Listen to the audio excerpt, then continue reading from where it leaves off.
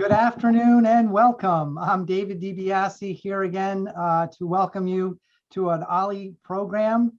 I'm an Associate State Director with AARP, and I just want to begin with a brief message to say thank you for being with us today. We're thrilled to be collaborating with the Osher Lifelong Learning Institute at George Mason University to give our AARP members a sampling of the very rich programs that they offer regularly at OLLI Mason. From our earliest beginnings, AARP has been a champion of lifelong learning. Our founder, Dr. Ethel Percy Andrus, wrote in 1963, "The eagerness to learn, to pioneer in the development of new skills and new abilities, to broaden the personal scopes of understanding, to freshen the mind with new ideas and new concepts, to achieve new heights of knowledge. This eagerness to learn has no age restrictions." So with that, we applaud your eagerness to learn, and we also applaud the good news that research tells us when we learn new things, our brain makes new neuron connections when we learn new things or pursue new interests. So AARP encourages you to stay curious and to give yourself a good mental workout by doing things that challenge your thinking, offer you enjoyment, and encourage you to grapple with new concepts and new ideas. It's never too late to discover a new cognitively stimulating activity. So with that, AARP applauds you and thanks you for joining us today. I'll turn it over to Jennifer DeSano, the Executive Director of OLLI Mason, to introduce today's speaker. Thank you so much, David, and welcome everyone. The Osher Lifelong Learning Institute at George Mason University has been around for 30 years, and we serve curious individuals who participate in lectures and clubs, trips, and special events, as well as volunteer opportunities such as teaching and service on committees. There are many things you can learn and do at the Osher Lifelong Learning Institute at George Mason University, and I want to welcome all of our Mason members, our OLLI Mason members, as well as those of you who are joining us across Virginia and around the United States online through our AARP connection. You can learn more about OLLI by going to our website, olli.gmu.edu. We are very happy to be collaborating to bring you our wonderful speaker today, Dr. Peter Henriquez. Dr. Henriquez received his PhD in history from the University of Virginia and is a professor of history emeritus at George Mason University. He is the author of Realistic Visionary, a Portrait of George Washington, and his latest book is First and Always, a New Portrait of George Washington. He is also currently working on a new book, The Relationship Between George Washington and John Adams, and we're all looking forward to getting a copy of that. In 2012, Dr. Henriquez received the George Washington Memorial Award by the George Washington Masonic Memorial Association for his contributions to the study of Washington's life and achievements. Now, Dr. Henriquez has been appointed a fellow at Mount Vernon. Please welcome Dr. Peter Henriquez. Well, I wish I could see some of my, I'm sure, old friends out there. I really appreciate you taking the time to join me this afternoon. No doubt, I'd rather be in person. They will come again, hopefully sooner rather than later. Velma Berkey, my friend, has probably introduced me for over 20 years, so I miss having her do that, but hopefully we'll be able to do it perhaps in the fall. Certainly virtual presentations are much superior to no presentation. And it does allow people out of the area to watch, and so that is definitely one of the pluses. I confess, I was hoping to be able to have some time to share my new book, First and Always, a New Portrait of George Washington, which came out late last year.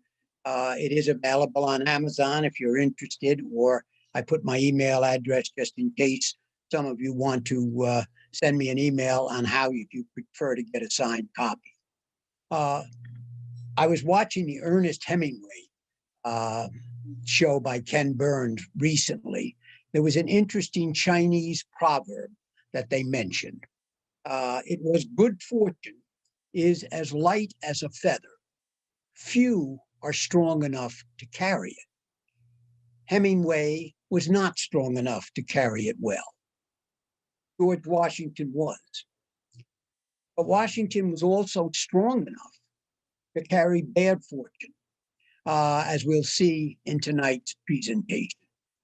I think examining Washington's attitude towards death and the way he faced his death provides us with an excellent window to better understand this remarkable man. You notice that the title actually comes from a poem by the Welsh poet Dylan Thomas. Its first stanza reads, "Do not go, gentle, into that good night. Old age should burn and rave at close of day. Rage, rage against the dying of the light." Now, at the outset, I want to make clear that Washington does not rage against the dying of the light as he from death. I think at some level he did so because he viewed death as the enemy. And I do hope to demonstrate that despite the long-held tradition of Washington dying a peaceful death, in fact, it was anything but peaceful. He did not go gentle into that good night. Now, there's a wonderful snippet in the film, The Lion in Winter, in which, let me see, do I or not? I guess I didn't. Yeah. The snippet is a man says, "What does it matter how a man falls?" In other words, what difference does it make how he dies? The response is one which George Washington would completely agree with. When the fall is all there is, it matters a great deal. In other words, one dies is as important as how one lives. Now, one of the essential keys in understanding Washington is to recognize that he greatly desired what I call secular immortality. He desperately wanted history's greatest prize, fame across the ages, and he was willing to pay an exorbitant price in the hopes of achieving it. Now, one means of achieving secular immortality was through an heroic death. And the idea of such an heroic death held a certain fascination for Washington from at least since his days as a young colonel in the French and Indian Wars during the 1750s. He wrote an interesting comment in a letter to Sally Fairfax. That's another story for another time, in which he writes, "Who is there?" This is in reference to a young British officer who had been slain. "Who is there that does not rather envy than regret a death that gives birth to honor and glorious memory?" True, the man's life on earth was over, but his reputation and fame would live on, and that was something to envy. Washington's favorite play was Cato by Joseph Addison. It also developed the theme of heroic death. To quote Cato, "How beautiful is death when earned by virtue. What a pity it is that we can die but once for our country."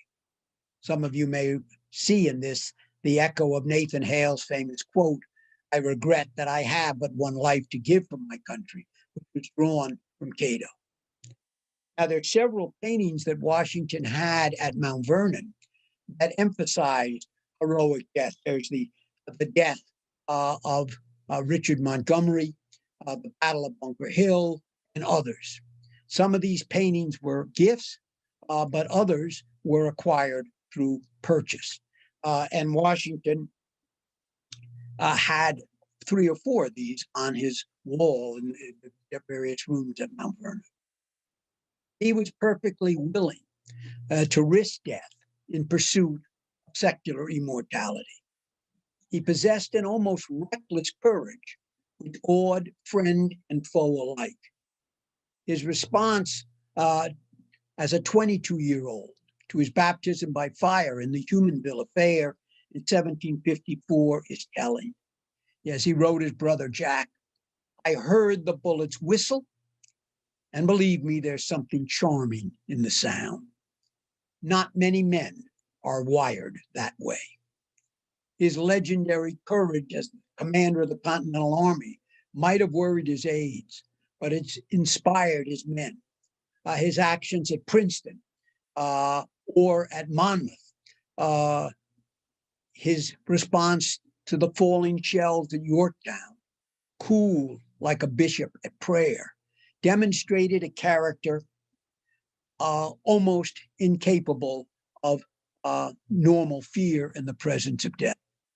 As Jefferson put it, he was incapable of fear, meeting personal dangers with the calmest unconcern. Now, the general who faced death so bravely in the War for Independence had additional opportunities to demonstrate the same type of equanimity after he became president. Shortly after his inauguration and as president in 1789, Washington developed a malignant carbuncle on his eye, which actually threatened his life. And the following year, he developed a severe case of pneumonia that caused his physicians and his friends to despair for his life. In both cases, Washington's recorded responses were stoical in the extreme. His physician, Samuel Bard, recalled, Washington said, "Do not flatter me with vain hopes. I'm not afraid to die, and therefore can hear the worst." Well, Washington, of course, survived the presidency, but he felt his remaining time on earth was likely to be very short. He was acutely conscious he was from a short-lived family, as he put it. His father had died at the age of 49, his paternal grandfather at 37. His two half-brothers had both died early. None of his four natural siblings lived to be 65. Now, he was not haunted or obsessed with death, but he was, as he once put it, aware of the impartial cruelty of time passing. In a surprisingly large number of letters, he made some type of reference to his impending demise. Examples: he was fast approaching the biblical lifespan, 70. His days cannot be many. His thread was nearly spun. His life was hastening to an end. He was descending the hill. He was near the bottom of the hill, approaching the shades below. Only had a short time to remain in this theater. Spoke of his few remaining years of my life, the remnant of a life journeying fast to the mansion of my ancestors. He speculated about if I'm alive next year. He refused to go to a wedding invitation because he was going out of life. Now, these references shouldn't be viewed in a morbid fashion, but rather that evidence that Washington basically embraced death's inevitability. He had read the Stoic philosopher Marcus Aurelius, whose works he owned. And as Aurelius put it in the book that Washington owned, it is the duty of a thinking man to be neither superficial, nor impatient, nor yet contemptuous in his attitude towards death. To await it is one of the operations of nature which he will have to undergo. Death is a debt to nature that everyone must pay. Now, Washington's fascination with an heroic death and stoicism in facing his own death shouldn't be interpreted that Washington in some way sought out death. Far from it. I think when you read carefully, there is a touch of rage against the dying light in Washington's attitude to it. For example, he faced a near fatal illness in his mid-20s. Washington referred to death as the grim king, whom he feared would master his utmost efforts and cause him to sink in spite of noble. Death was the enemy, and he regularly described death with emotive words, such as a stroke, a severe stroke, a blow, a test, a trial, an afflictive trial, a debt you must all pay. When people died, he spoke of them as poor Greene, poor Lawrence, poor Colonel Harrison, poor Mr. Custer. Referring to his own death, Washington wrote about his approaching decay, the hour of my dissolution. of going to the shades of darkness, sleep with my fathers, the shade below, to the tomb of my ancestors, the dreary mansions of my father. Death was, quote, that country from whence no traveler returned. The overall image is not a bright one, and a reason why one might rage against the. Of course, one's view of death is determined in part by one's belief about God and an afterlife. When President Washington told Dr. Bard that he was not afraid to die, he explained why. I know that I am in the hands of a good providence. Providence was the most common reference that Washington uses, while most of us would refer to God. He most commonly refers to providence, but sometimes uses it in other titles as well. It's important, I think, to understand Washington, to recognize he believed that he was chosen by providence, by God, for a special destiny. And he looked back on his life and he saw many instances to confirm such a view. His ship not sinking in the stormy return from Barbados, his surviving his first trip west to visit the French commander, not getting killed or maimed at Fort Necessity or Braddock's defeat, the near miraculous victories of his ragged army at Trenton and Princeton. Princeton, he was as close to an enemy fire as a pitcher is to a batter, but somehow emerged unscathed while others. Washington trusted in this good providence for whatever the future held. And he certainly believed in some type of afterlife, the world of spirits, as he once called it. As to the nature of that afterlife, however, he appeared ambivalent and spends little time on it, almost as if the afterlife was a secondary point in his thinking. I do believe Washington cared more about the immortality of his legacy than he did about the immortality. Certainly, there's an occasional positive reference to a happy future after death, life in the hereafter, as he occasionally referred to. For example, on the death of his beloved Patsy, she was his wife's daughter by the first marriage. He died of epilepsy at the age of 17. And Washington wrote, "The sweet, innocent girl entered into a more happy, peaceful abode than any she has met with in the afflicted path she hitherto has trod." More commonly, as indicated above, Washington painted the afterworld in rather gloomy images. And I think perhaps the most striking aspect of Washington's view of life after death centers on what he did not say. Not once in all of his authentic, extant correspondence did he explicitly indicate his belief in the reunion of loved ones in heaven. Certainly, the greatest comfort of religion in general, and of Christianity in particular, is this hope.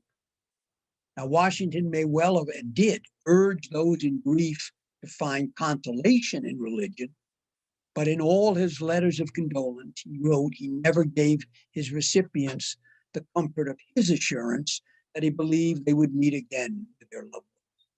And neither did Washington comfort himself with this vision. Indeed, to the degree that he wrote about death, the emphasis was on separation. After his brother Jack's death, he lamented, quote, that he had just bid an eternal farewell to a much-loved brother who was the intimate companion of my youth and the most affectionate friend of my ripened age. Shortly before his mother died, Washington visited her in Fredericksburg and confided to his sister Betty, "I took a final leave of my mother, never expecting to see her more." Parting from his beloved friend, the Marquis de Lafayette, following a visit to Mount Vernon, Washington pined. "I often ask myself as our carriages descended, whether that was the last sight I should ever have of you. And though I wished to say no, my fears entered."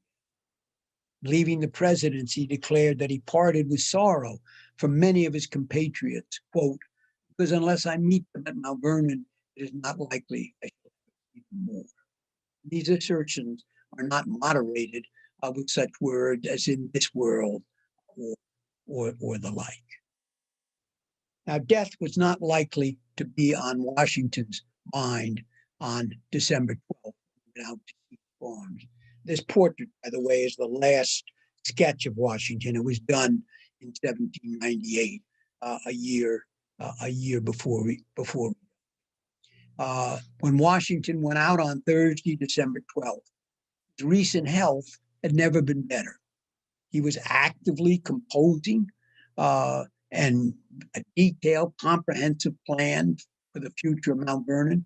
He wrote a 19-page manuscript with exhaustive plans that he sent to his farm manager, James Anderson, how he's going to improve the farms in the early 1800s. Now, on that day, he remained outside for approximately 5 hours, despite the fact that he described it.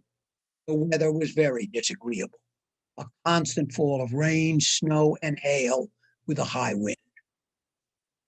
Despite being wet and chilled, with snow still clinging to his hair and coat, Washington opted to change his clothes before dinner, 12 the afternoon. I think I should mention, clearly the cold clothes did not cause him, but it certainly could have made the disease more virulent.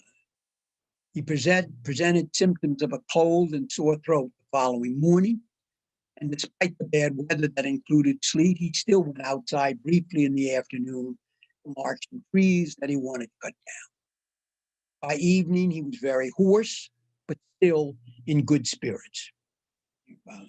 Lost my place here.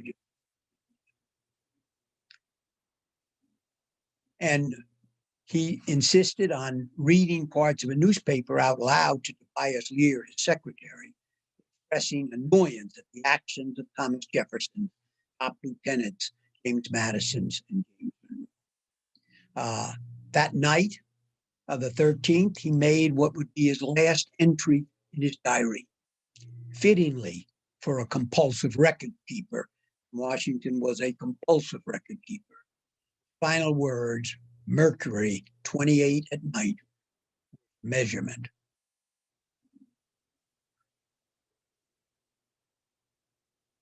When his sole surviving brother, Charles, died in September of 1799, Washington wrote, "I was the first and now the last of my father's children. When I shall be called upon to follow them is known only to the giver of life. When the summons comes, I shall endeavor to obey it with a good grace." Little did he imagine just how difficult the final challenge would be. By the early morning hours of Saturday, the 14th, the disease had progressed so rapidly that Washington, feverish, awoke very uncomfortable, labored breathing. He would be dead before the day ended. Until fairly recently, accounts of Washington's death have downplayed the horrific nature of his illness and the amount of suffering to deal with. Part of that's due actually, Tobias Lear is his talented and devoted personal secretary. We owe a great deal to Lear. He was the one who wrote right away a detailed eyewitness contemporary account, so we wouldn't know nearly as much as we do know. But he inadvertently contributed to the development of peaceful death because Lear, in his description, uses the words, "he expired without a struggle or a sigh." And those words were quickly seized upon by the myriad of Washington admirers who did not want to picture him. The image is probably, this is the best way, the way the people of the 19th century thought. This Junius Stearns, Washington on his deathbed. He's comfortable, he's surrounded by family and friends. In actual fact, this is way off on any number of points from an historical point of view.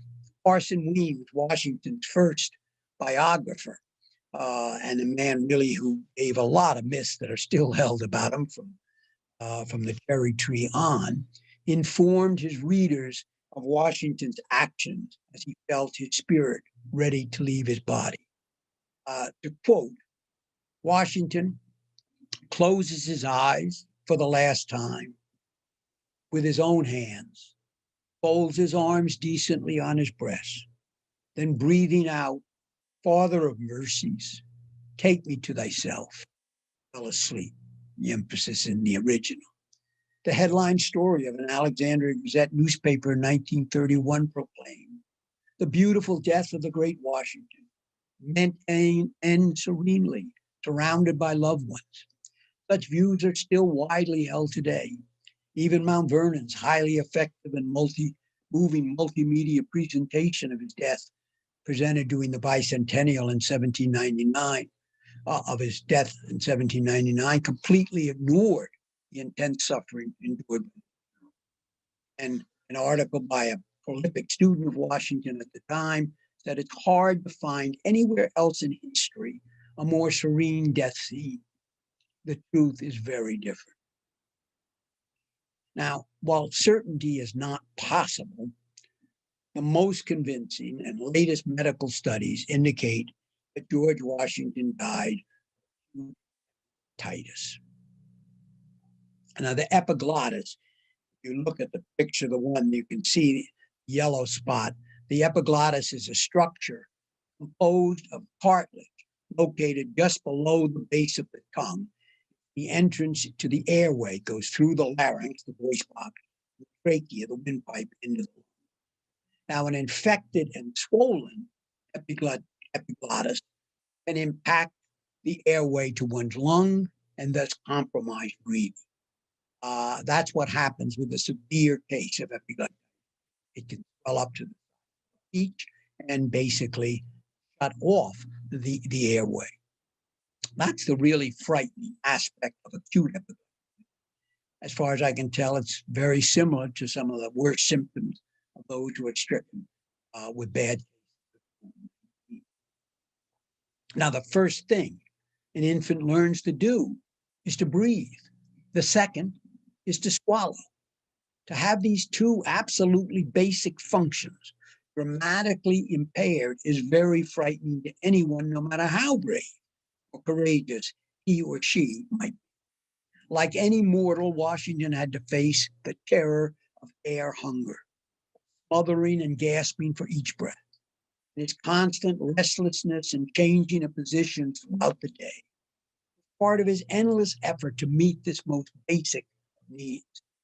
Essentially, Washington slowly and painfully suffocated to death over many hours. His agony was increased by the difficulty of speaking and making his wishes known. Although he was able to speak, it was very difficult. Now, there was not one thing that was done either for or to Washington. They called his physician, James, this is an earlier picture of James Craik. That was his friend and physician of over 40 years. Craik came, and two other physicians, Dr. Gustavus Brown and Elijah Dick, came. Everything they did was done in love with the best of intention. But tragically, virtually every single action, in fact, compounded Washington's suffering and perhaps hastened his demise.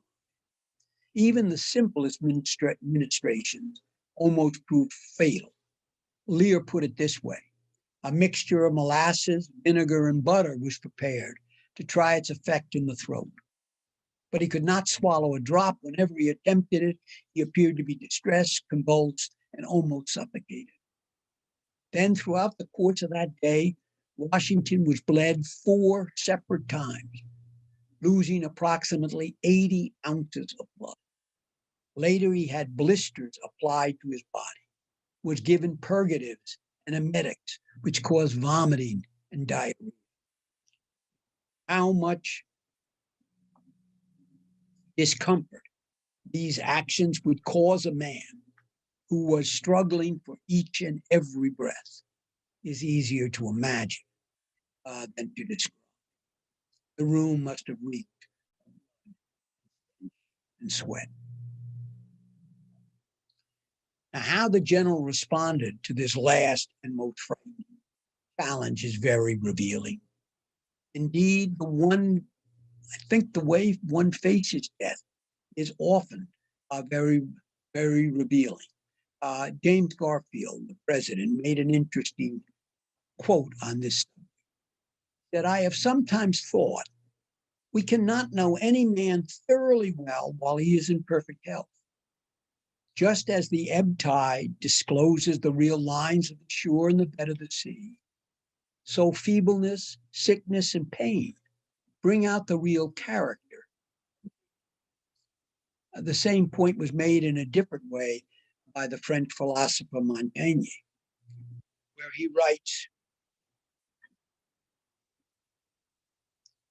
a lofty mind should never be credited to a man until we have seen him perform the final act of his drama, doubtless the most difficult of all.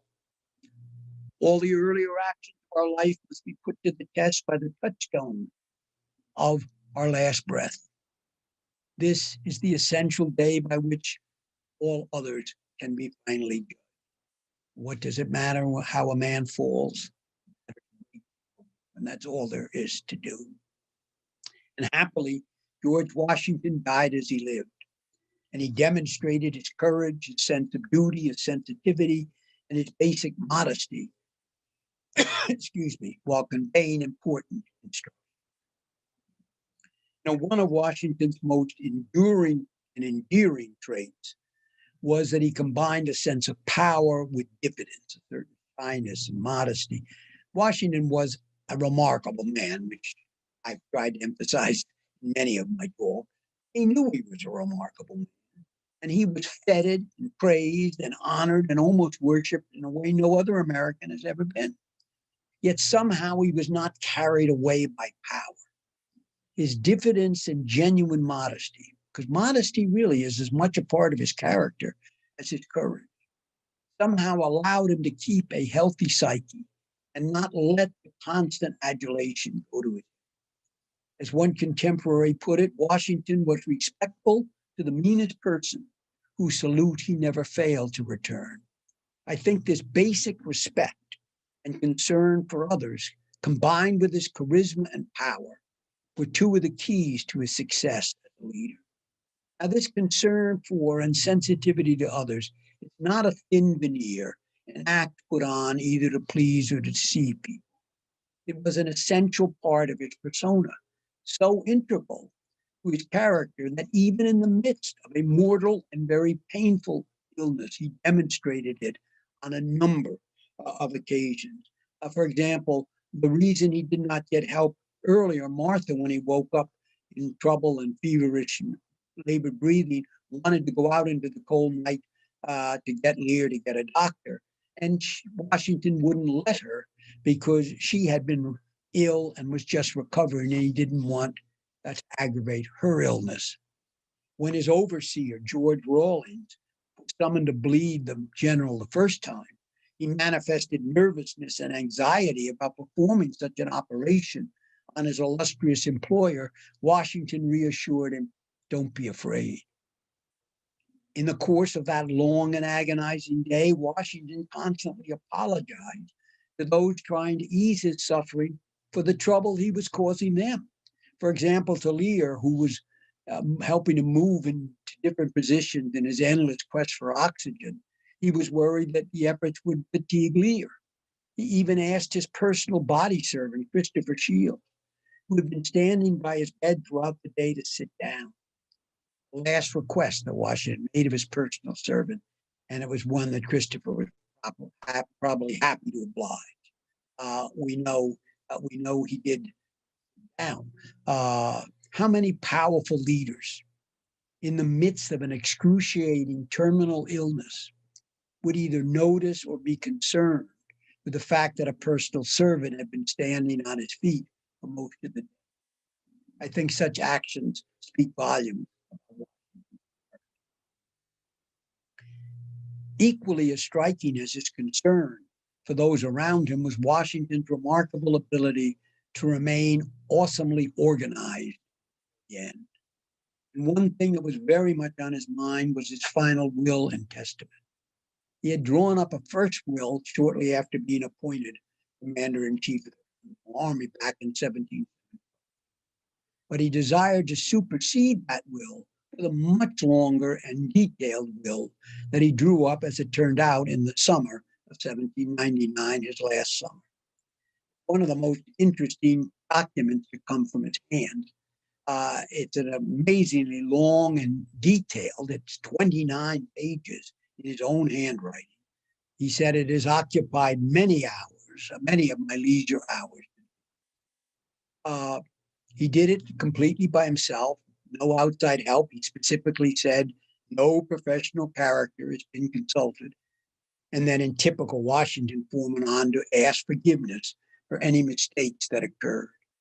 Unlike some presidents we've had, Washington is forever asking forgiveness that he might have inadvertently. Well, Washington knew that his will would be widely published and discussed. Indeed, it was printed in pamphlet form about a month after his death. And he wanted to make some important points for posterity, really like a final farewell. Two, I think, are particularly worthy of note. One of them is that Washington starts his will and identifies himself as George Washington, a citizen of the United States. We must always remember Washington was a supreme nationalist. The greatest single commitment of his political life was to the American Union he fathered, presided over, in which in his major farewell address, prayed to God would be. His concern for the Union was strong right up until the time of his death. He had a lot of money, for example, to have a national university in the hope that people would come from all over the country and get to know each other and guard against those local prejudices and habitual jealousies, as he put it, that have mischievous consequences for the country. And in a final emphasis on the local as opposed the national as opposed to the local, I think it's worth mentioning that if the disputes, he used the analogy, if the disputes about his will, they should be bonding as if given by the Supreme Court of the United States. Another way of emphasizing the national court was to have the final word. And he ended the document by dating it July 9th, 1799, the 24th year of the independence. For Washington, the emphasis on the words United States was always on the first word, United States. Also very significantly, in what was essentially his last act, he freed all of his personal slaves.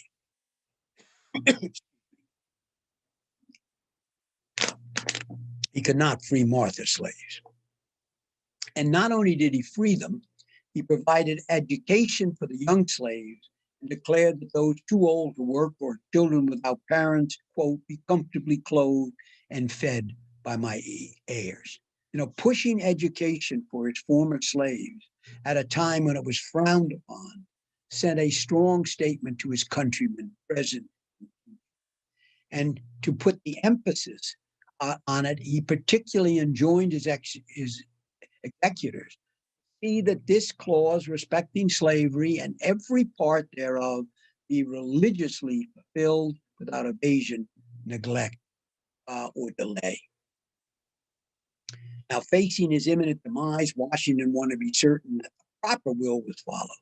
And he asked his beloved Martha to go to his study and find the two wills. She returned with both of them. He indicated the operative one and requested she burn the other, which she did. Having taken care of his will, Washington then proceeded to make his longest speech during the entire length of his illness, even though speaking was very hard. He told Lear, arrange and record all my late military letters and papers. Let Mr. Rawlins finish recording in my other letters, which is not coincidental that Washington's longest speech, when speech was so very difficult, involved concern for his personal papers. Really, from the beginning, far back as we can tell, Washington, my old professor at University of Virginia, Bill Abbott, a wonderful guy, made a point that Washington had an uncommon awareness of self. What he decided and what he did and how others perceived his decisions always mattered. And I think it's connected to his desire for immortality, his papers, all sorts of effort. Happily, Mount Vernon now has a library that Washington really would have hoped would. And his final illness illustrated another key element of his character: self-discipline and a strong sense of duty, which was his governing principle. And throughout the ordeal, Washington displays remarkable fortitude, grace in the presence of mortal danger, comprised a key part of Washington's code of honor. And the ultimate test of honor was courage in the face of it.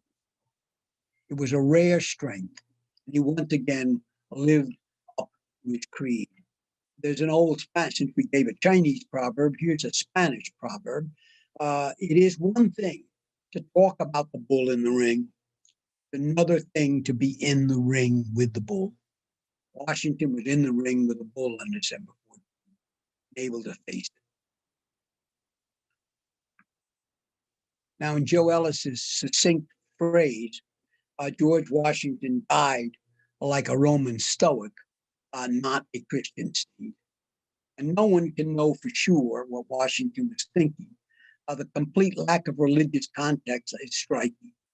He didn't draw, in my view, his courage from a Christian concept of redemption and the hope of eternal bliss through the sacrifice of Christ. Rather, Washington drew his strength, stoical courage, trust in a good providence, powerful desire to play his last role on Earth's stage in a praiseworthy fashion, and confidence in his virtue and effort to live by the highest ideal. Deeds were always more important than faith for Washington. When a favorite niece, Fanny, died, he made the interesting comment, somewhat paradoxical: she is no more, but she must be happy because her virtue has a claim. Washington hoped that the same could be said of him. Certainly, he would need all of his resources to bear his final painful ordeal. This is a more close to accurate. He expressed both the difficulty of the ordeal and his confidence by informing Dr. Craig, "I die hard, but I'm not afraid to go." His dear friend, Ian Fairfax, when he heard that quote, commented, "That's a great thing from him," because he was one of the last men to complain. One expression of that sort from him, to me, shows more suffering than 100 groans from almost any other man. He did not go gently into that, but he went courageously.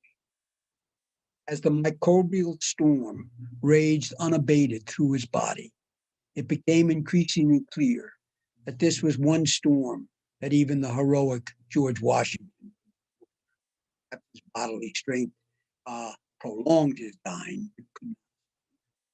With the end approaching, Washington, always desirous of being in control, feared that he might be buried alive, a concern more valid then than it would be today.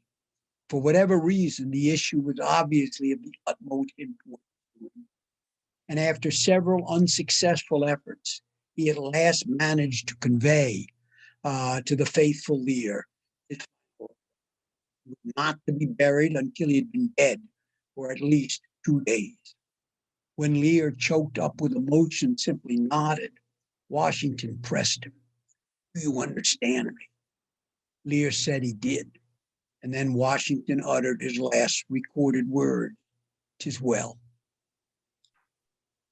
The losing struggle for oxygen and the corresponding buildup of carbon dioxide ultimately overwhelmed the great general.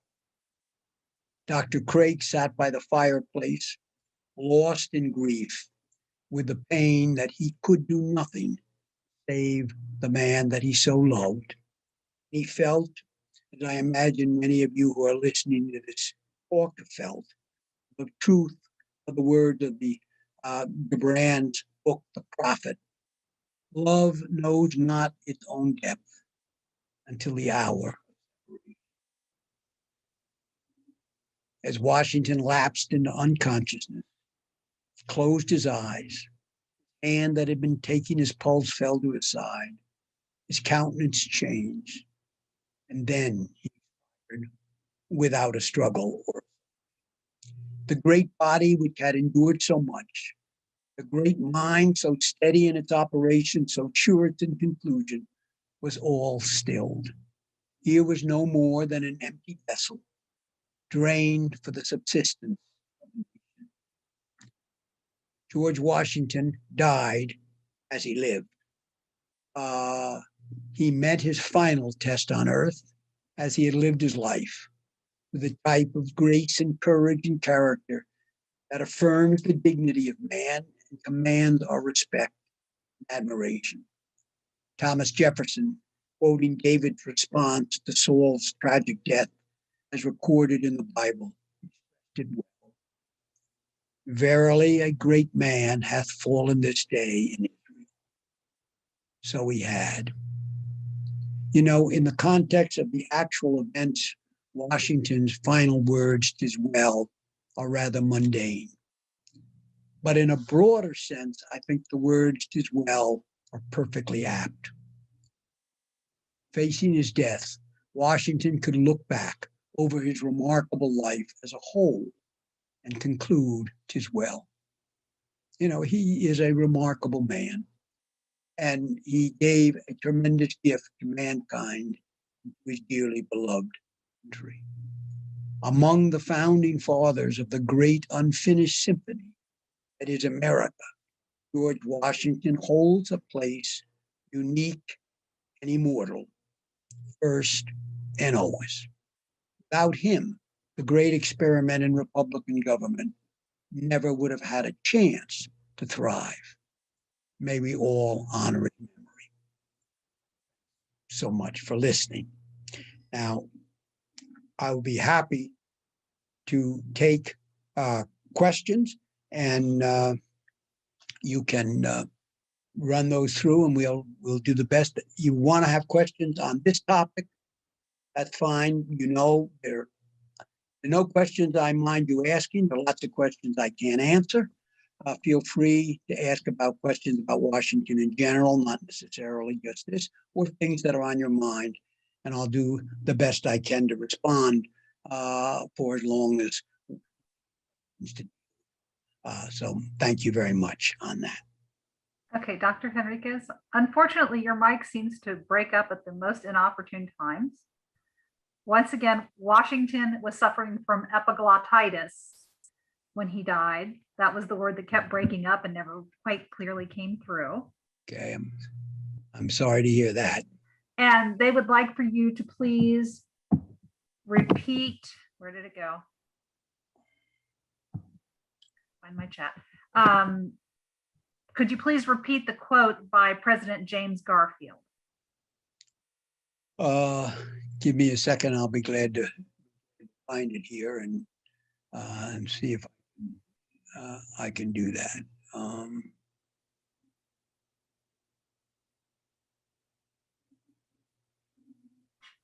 Not as easy to do because I don't have my control. Here it is.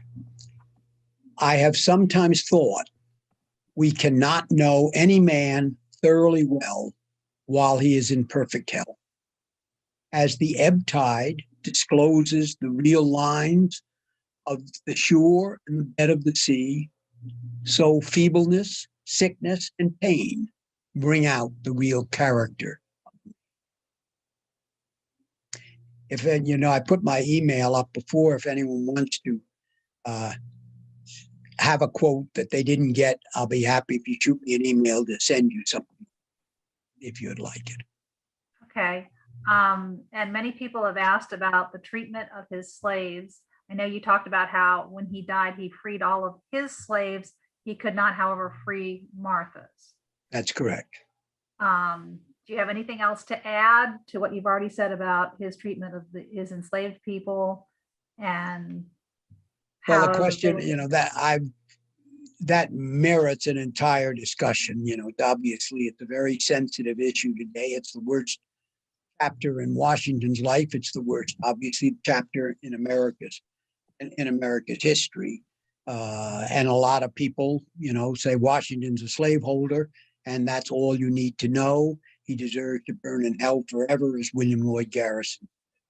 I see it differently. You have to judge a man within the time frame in which he's alive. When you're brought up in a society where everything in society, your Bible, your church, your leaders, your government, your laws, your parents, all this is just a way of life. 40% of the people in Virginia were slaves for life. How could he be other than he became a slaveholder at the age of 11 when his father died? He's obviously that's the life he grows in. He does increasingly move towards recognizing the evil of slavery and the desire that it must be ended. Should have he done more? That's the big question. Washington's view, and you can criticize him if you wish, was that any move to end slavery would not have ended slavery and would have destroyed the Union. So to Washington, the Union is the most important thing. And therefore, slavery was the one issue, if it came up, which would destroy the Union. So he wanted to tamp that down and put to the future and hopefully see what would happen. Of course, long, bloody Civil War before slavery ended. And obviously, racism and impact snaked through the Republic from the beginning right to today. It infects everyone in America, black, white, etc. It's not a happy chapter. In my book, I have a chapter devoted to a number of Washington's enslaved workers, lives of their own, I entitled it. We're able to have about 7 or 8 of his enslaved workers become more than just a name on a list. In there, I talk about some of the unusual things about slavery that people never think of in the traditional view, that Washington gave money to his slaves to travel, to go out of the state for health reasons. Some slaves owned weapons. He bought items from his slaves and so on, sold them things in a way that you just wouldn't kind of. It's too long. Trying to summarize briefly, it's a sad, tragic chapter, and I guess the best book is by Mary Thompson of Mount Vernon, The Only Subject of Regret. Okay. Is there any definite proof about how many times Washington was bled? I understand, where'd it go? That the cause of his death was epiglottitis. But yeah, the evidence is pretty clear that he was bled 4 different times. Once before the doctors came and 3 times after they arrived. They felt, there's bad stuff in you. To get rid of it, you might get better. But in actual fact, with Washington suffering from circulation problems, the draining of the blood made a bad situation that much worse. It weakened him. He was suffering from hypoxia, lack of oxygen, and to take the blood out just made it worse. I imagine some of the things, that the way we're treated for some diseases today, and thank God we live in the world we do instead of in 1799. But I imagine 100 years from now, people will look back and say, "You mean to say they did that? People had diseases, and these people are doing the best they can within the framework of what they know."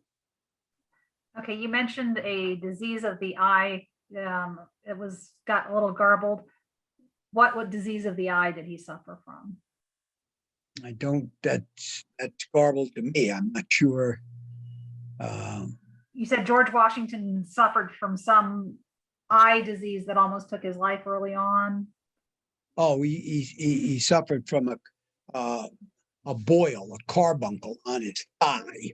On his thigh. It was Okay. like a cancerous growth on his thigh that was going deep, and they were afraid it was going to spread throughout his body and kill him. Okay. I'm sorry about that mix-up. I was trying to say, what the heck? Did I say that? I am 83 years old now. I might get screwed up. And Well, I did say it got a little garbled, so I thigh. Hopefully the words are garbled and my mind's not that garbled. But no, he had this carbuncle or growth on his thigh that was deep, and they had to cut very, very deep to get it out. And they were worried that they weren't able to do it.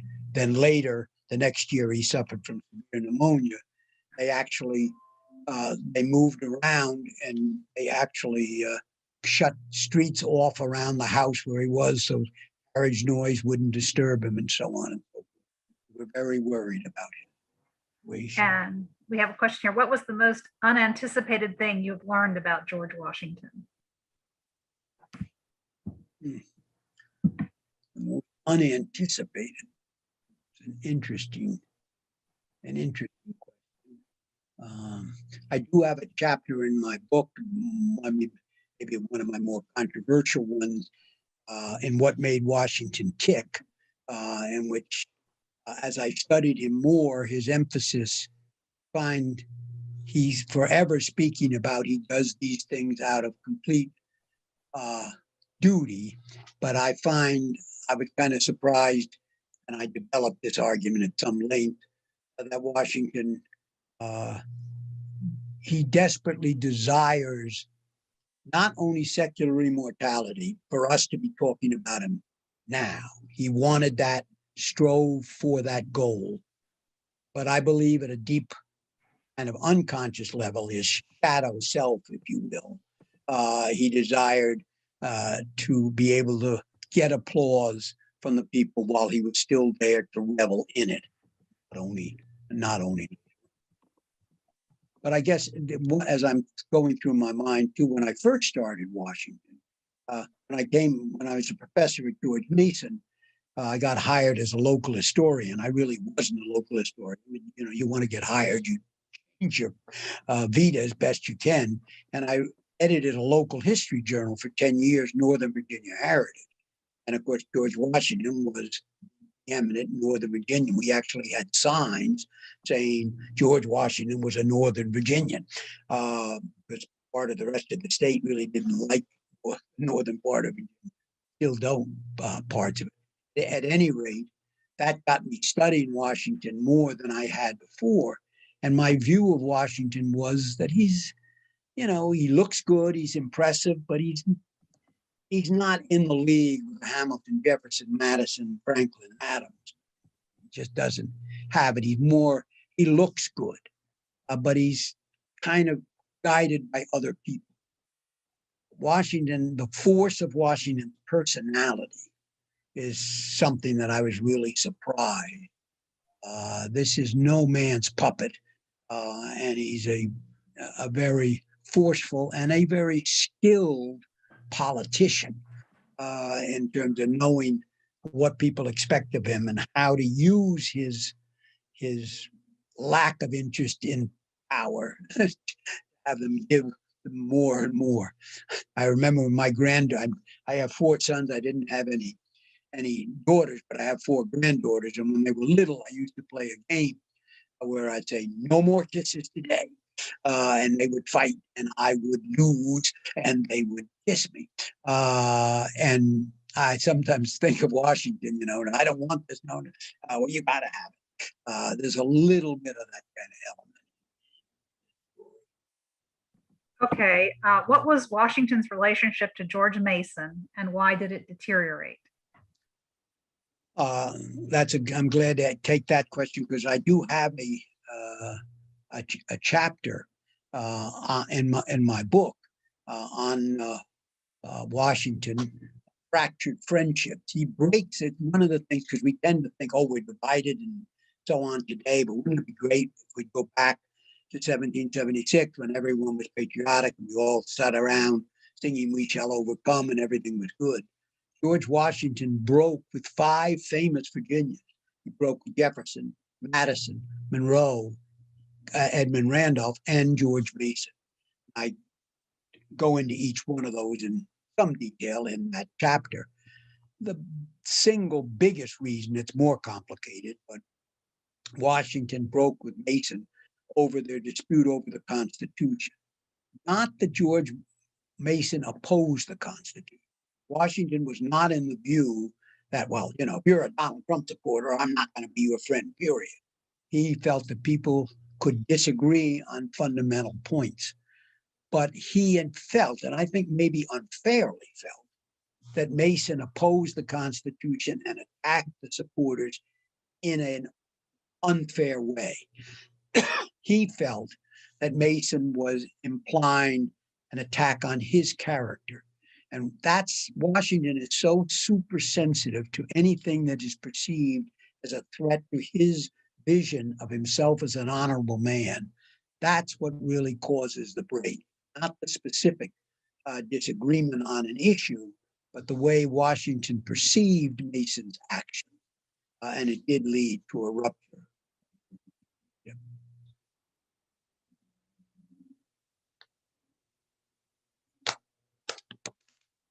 Are there other questions? Yes, I'm trying to get to him. There is a question. Well, first of all, did Washington have any offspring of his own? Whether it was, well, no, he didn't with Martha, but through slaves that he owned or anything like that? No, he never had any offspring that we know of course. I have a chapter in my book on myths about Washington. And one of the myths is that he fathered a slave by the name of West Ford. West Ford has Washington family blood in him, I believe, does not have Washington's blood. And I go into that in some detail. He very much wanted to have children.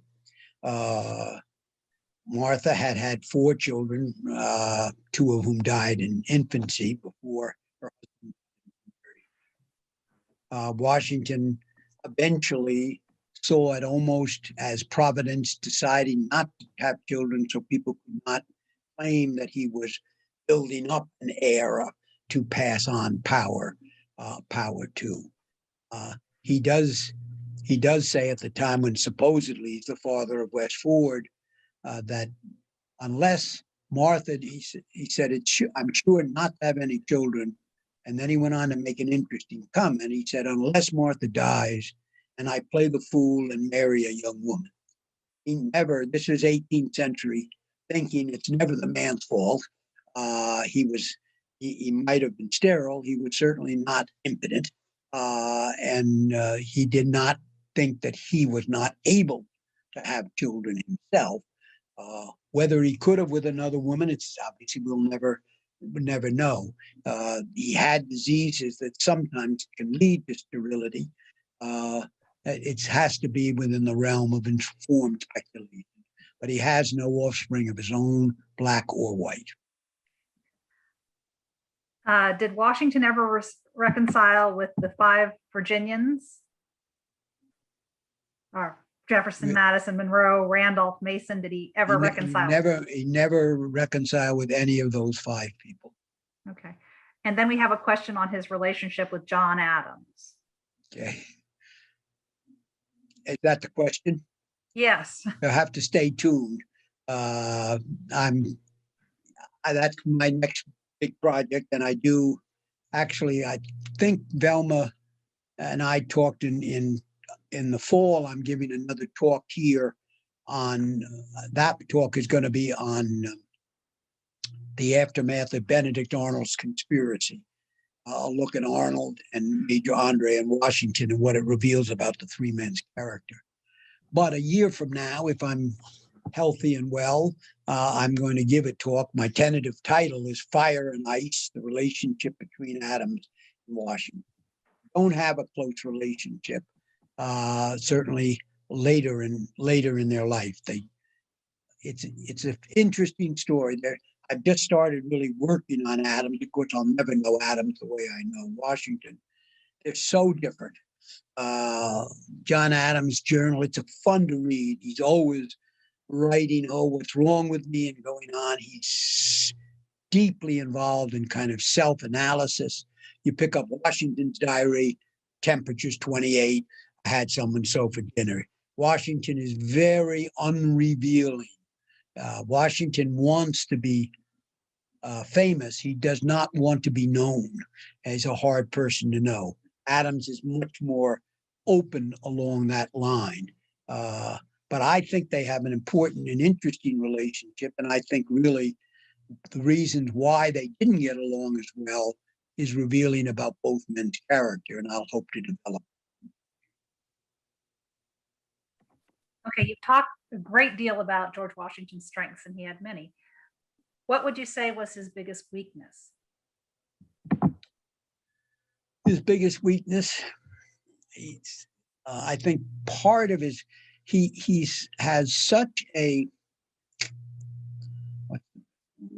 aching need for approval of people that he's unduly sensitive to criticism. And he's not forgiving much of the people who cross him. And obviously, like any man in power, he has a number of people who disagree with him. Sensitivity to criticism. Obviously, from our perspective, I mean, his fact that he's a slave holder, he's very elitist in a way that would be, you have to judge him within the framework.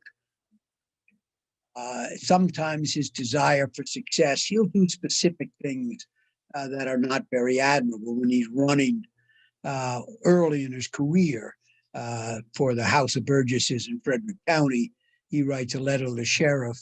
It'd be really nice if our people could get in and vote first and show the way. And he says, of course, I don't want you to do anything that's improper, just having asked him to do something improper. Some people would say he is concerned with his own interest. I mean, he's a land investor and speculator. Sometimes his grasping of land does not show him it's a different time frame, but he ends up grabbing 50,000 acres of land. At one time, he had 22 miles of riverfront territory. He's eyes in terms of overall wealth, not liquid wealth, but wealthy man. He's very concerned with his own interest, and he can be pretty rough in terms of those who are working for, although he's always fair enough.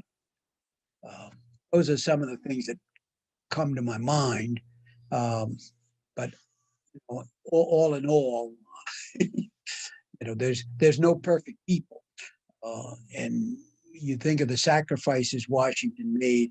It's hard for us living in such a polarized society to imagine, especially at the end of the war, before he became president, that Washington is just absolutely in a league by himself. He's unanimously elected president, unanimously re-elected president. He was unanimously elected to president of the Constitutional Convention, unanimously elected to be the commander-in-chief, and later on unanimously elected to command the armies after he's president, when he almost went to war with France. Now, no one has that kind of popularity. And one of my first chapters is on Washington. Why was he such a great leader? And I kind of argue that there's 10 or 11 factors that to make him, part of which was good fortune. Providence, if you want to call luck or providence. Washington is very, very fortunate. Time after time is the right man at the right place and avoiding disasters. And he had many near disasters, and of course could have been killed at a number of different times in his life. I'm trying to conglomerate a couple here. What information do we have about George Washington's relationship with and views regarding indigenous people in the United States? That's a good question. It's a complicated question. There is a new book out. I have it on my bookshelf. I don't because I'm trying to remember the name of the person. That's an area I have not studied. I'm debating whether to prepare a talk on it. Washington has the one view, which I think is wrong, is that basically he wants to terminate. He worked as president, and Henry Knox and he worked very hard to recognize Indian lands, recognize treaties with the Indians. They bring them into Philadelphia for negotiation. They sign treaties, try to protect Indian rights. But the question is, the frontier people in America, I mean, they see the Native Americans a little bit like we might see terrorists. They're threats. They should be driven out or exterminated. And this is not a big, strong central government like we have today. There's only so much that can be. In terms of their ability as fighters, Washington has great respect for them, and indeed wants to try to train his men to fight Indian style. But there's no question he is an elitist, and he will see them obviously as lower beings. But he does not. He wanted to try to set up a situation where they could eventually be, quote, civilized and be part of the country. But there was too many other pressures to actually happen. It's a complicated story, and it's another fairly sad story, as many chapters are partially sad when we look back in our history. People should say we shouldn't have treated the Native Americans the way we did. Probably, but there's no way on God's earth it would have happened any other way in the framework of the time they were. Now, in retrospect, but this is the world in the 18th century, and that's the world in which Washington and his friends lived. It's not the 21st century. What methods do you use to learn about these fascinating men of history? Well, that's a good. I mean, they're especially the most famous founding fathers. Three of them are Virginians: Washington, Jefferson, and Madison, and then Franklin, Hamilton, and Adams. They are remarkable men in a way. Sadly, our situation. I'm sure they're every bit as remarkable people living in America now. These people, but they're not going to be in positions of political leadership. The system is set up. They would not be able to rise that way, and they really wouldn't want to rise that way. Not criticizing those who are. Politics can be a very admirable business, but it's a different world along that line. I think one of the things I learned from Washington is that one can be a patriot and concerned with one's interest. You can promote policies that are good for the country and also good for the individual. But I guess ultimately the one thing I learned, character, really the decisive aspect in terms of assessing people. The Greeks define character as a combination of four courage, temperance, prudence or wisdom, and Washington is a man of real character, and it's encouraging and inspiring to see how people can live lives of integrity and character and still be successful and be concerned with their families and their wealth and things along. I'm sure there are other things that come to mind. Was Washington close with Hamilton? the person goes on to ask, did they have like a father-son type relationship? Certainly not a father-son relationship. I did, it's fascinating because Hamilton's so important in the musical. I was fortunate enough to see the musical on Broadway with Lin-Manuel Miranda himself playing Hamilton. It's a wonderful show. I urge you, pay the money to go on Disney and watch it. It's not as good as if you were there, but it's still worth seeing. I would suggest read the lyrics first because, you know, it's got a lot of rap music and us old folks won't understand it. It's got loads of historical inaccuracies in terms of the relationship. It's still a genius show. I think it's absolutely that show and Les Mis are my two favorite Broadway shows of all time. In my first book, Realistic Visionary, I have a full chapter on Washington and Hamilton. And I later gave a talk on the Hamilton, the musical and reality.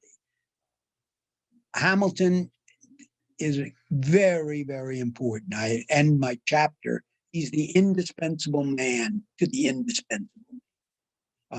Hamilton could not have done what he did without Washington.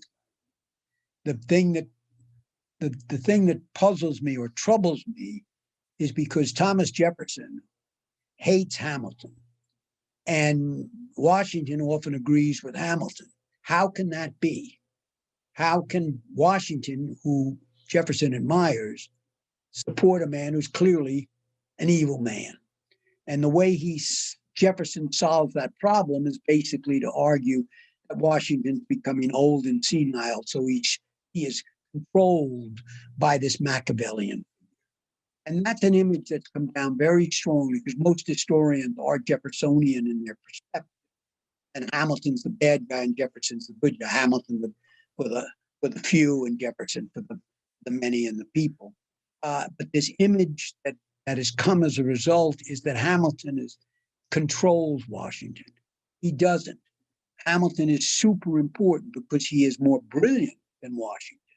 And he has policies, especially in economics, that Washington cannot understand. But Washington is never Hamilton's puppet. The reason Hamilton has so much power is because he does what Washington wants done. And they have a very similar federalist, nationalist viewpoint with a strengthening of the central government in business endeavors, where the Republicans are much more states at that time, much more states' rights, much more worried about Hamilton is a man. Any one of these six people you'd spend your time, be well spent learning more about it. And there are lots of interesting people.